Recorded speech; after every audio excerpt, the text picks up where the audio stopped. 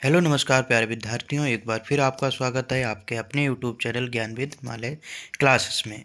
आज की वीडियो में हम लोग प्राचीन इतिहास से संबंधित क्वेश्चनों का अध्ययन करेंगे और आप लोगों को जितनी भी क्लासें अभी हमने कराई हैं सभी प्राचीन इतिहास से संबंधित क्लासें कराई हैं और उसमें जो भी परीक्षा की दृष्टि से महत्वपूर्ण क्वेश्चन थे वो आप लोगों को करा रहे हैं। उसी सीरीज में आप लोगों को एक नई वीडियो में फिर नए नए क्वेश्चनों से परिचय कराते हैं। आज हम पढ़ेंगे प्रागैतिहासिक काल के बारे में। किसके बारे में?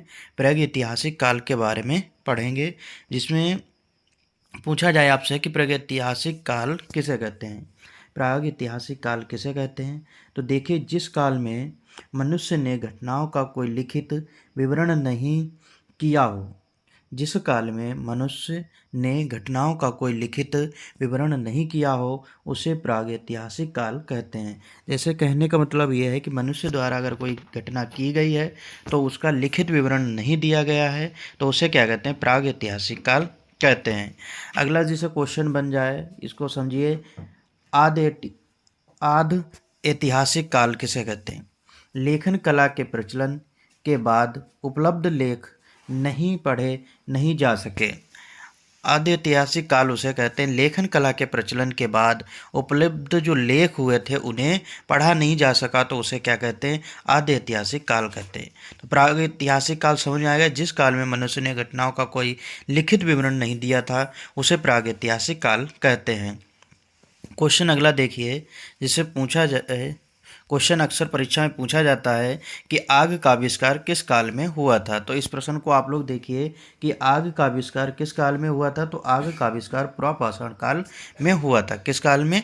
पुरापाषाण काल में हुआ था। अगला क्वेश्चन है कि पहिए का आविष्कार किस काल में हुआ था। पहिए का आविष्कार किस काल में हुआ? तो पहिए का आविष्कार नवपाषाण काल में हुआ। इसको आप लोगों को याद रखना है। तो पुरापाषाण काल में क्या होता है? आग का आविष्कार हुआ था और पहिए का आविष्कार नवपाषाण काल में हुआ था। अगला क्वेश्चन देखिए, मनुष्य ने स्थायी रहना किस काल में प्रारंभ किया था। मनुष्य ने स्थायी रहना किस काल में प्रारंभ किया था? तो नवपाषाण काल में रहना प्रारंभ किया था। तो तीनों प्रश्न समझ में आए। जो भी आप लोगों को इस वीडियो में अभी जो प्रश्न कराए हैं वो सभी प्रश्न आप लोगों की समझ में आए। अगर आपसे पूछा जाए कि प्रागैतिहासिक काल क्या किसे कहते हैं, तो जो भी मनुष्य द्वारा घटनाएं की गई थी लेकिन उसका कोई लिखित साक्ष्य नहीं मिलता है, उसे प्रागैतिहासिक काल कहते हैं। फिर पूछा जाए आग का आविष्कार किस काल में हुआ? पुरापाषाण काल। पहिए का आविष्कार किस काल में हुआ था? नवपाषाण काल। और मनुष्य ने स्थायी रहना किस काल में प्रारंभ किया था? तो नवपाषाण काल में प्रारंभ किया था। अगला क्वेश्चन जैसे पूछ लिया जाए आपसे कि मनुष्य ने सबसे पहले किस पशु को पालतू बनाया था। मनुष्य ने सबसे पहले किस पशु को पालतू बनाया था? इसका सही आंसर है कुत्ता। तो इसका सही आंसर क्या रहेगा? कुत्ता। मनुष्य द्वारा खोजी गई प्रथम धातु कौन सी थी? मनुष्य द्वारा खोजी गई धातु कौन सी थी? तो तांबा थी। कौन सी? मनुष्य द्वारा खोजी गई प्रथम धातु जो थी तांबा थी। अगला क्वेश्चन देखिए। अगला क्वेश्चन है कि मानव द्वारा प्रयोग में लाया गया प्रथम औजार कौन सा था। मानव द्वारा प्रयोग में लाया जाने वाला जो प्रथम औजार था वो कौन सा था? कुल्हाड़ी। कौन सा है? कुल्हाड़ी। आप देख सकते हैं यहाँ पे जैसे हमने उस समय की कुल्हाड़ी है जब मानव द्वारा सबसे पहले प्रयोग में लाया गया था। तो इस प्रकार की कुल्हाड़ी थी। तो आप लोग देख सकते हैं ये उस समय की कुल्हाड़ी है जो मानव द्वारा खोजी गई थी।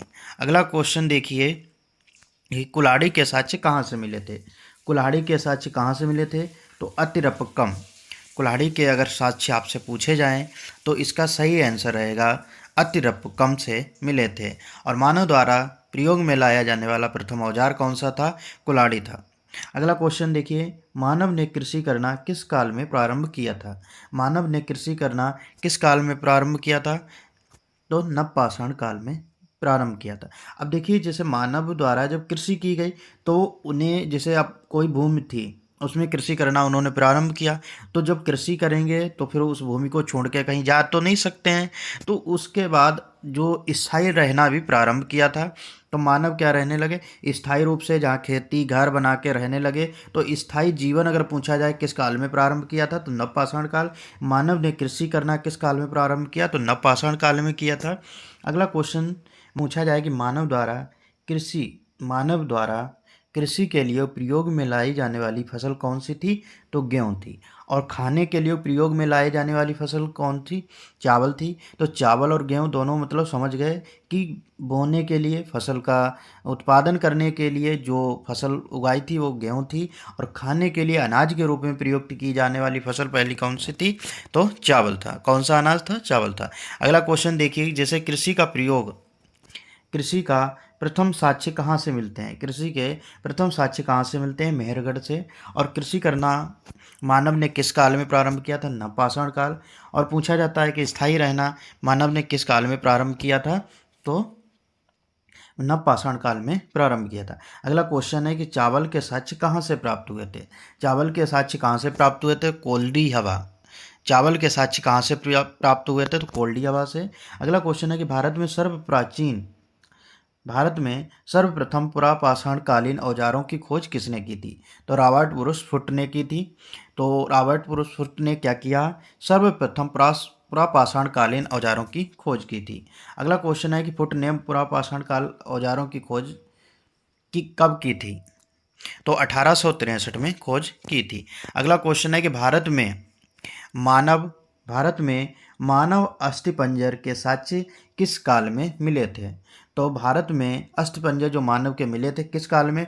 मध्य पाषाण काल में मिले थे। अगला क्वेश्चन है कि भारत का सबसे प्राचीन नगर कौन सा है?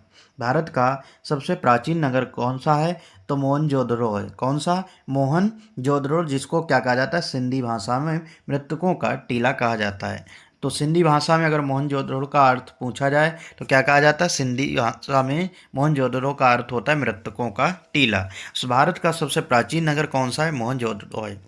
आप लोगों को क्लास अच्छी लग रही है तो अपने दोस्तों को शेयर करिए, और उनसे भी कहिए कि आप लोग बिल्कुल फ्री तैयारी करना चाहते हैं तो ज्ञानविद हिमालय यूट्यूब चैनल से बिल्कुल फ्री तैयारी कर सकते हैं।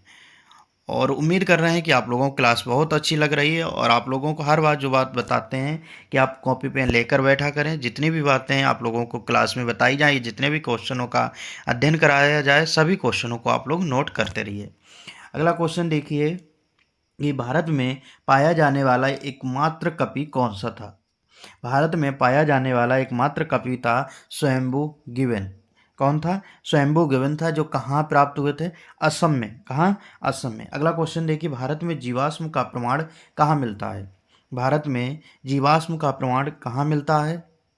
तो शिवालिक की पहाड़ियों में। किसमें? शिवालिक की पहाड़ियों में मिलता है। अगला क्वेश्चन है कि भीमबेटका की गुफाओं को यूनेस्को में कब शामिल किया गया था? भीमबेटका की जो गुफाएं हैं कहाँ है? मध्य प्रदेश में। कब शामिल किया गया था? 2003 में शामिल किया गया था। भीमबेटका की गुफाएं किस नदी के तट पर स्थित हैं? तो सिंधु नदी के तट पर स्थित हैं। अगला क्वेश्चन है कि भीमबेटका की गुफाएं कहाँ है? तो मध्य प्रदेश में। आप लोग यहाँ पे देख सकते हैं कि जो भीमबेटका की गुफाएं हैं वो इस तरीके की थीं, और आप लोग गूगल पे भी सर्च कर सकते हैं भीमबेटका की गुफाएं कौन सी थीं। और एक जो आप लोगों को बताना था कि जो मानव का अस्थिपंजर सबसे पहले मिला था वो इस तरीके का था। ये अस्थिपंजर है जो मानव के जो अस्थिपंजर के जो साक्ष्य मिले थे वो ये है। तो आप लोग देख सकते हैं, और उम्मीद करते हैं कि आज की वीडियो आप लोगों को बहुत अच्छी लगी है। और आप लोगों के लिए एक होमवर्क कमेंट करने के लिए क्वेश्चन है, आप लोगों को उस क्वेश्चन का सही जवाब देना है। आपसे पूछा जाता है कि उपनिषदों की संख्या कितनी है? उपनिषदों की संख्या कितनी है? देखें किस विद्यार्थी इस प्रश्न का सही जवाब देता है। तो उपनिषदों की संख्या आप लोगों को बतानी है। जो विद्यार्थी इस प्रश्न का सही आंसर देगा उसका नाम अगली वीडियो में लिया जाएगा। आज की वीडियो में इतना ही। धन्यवाद।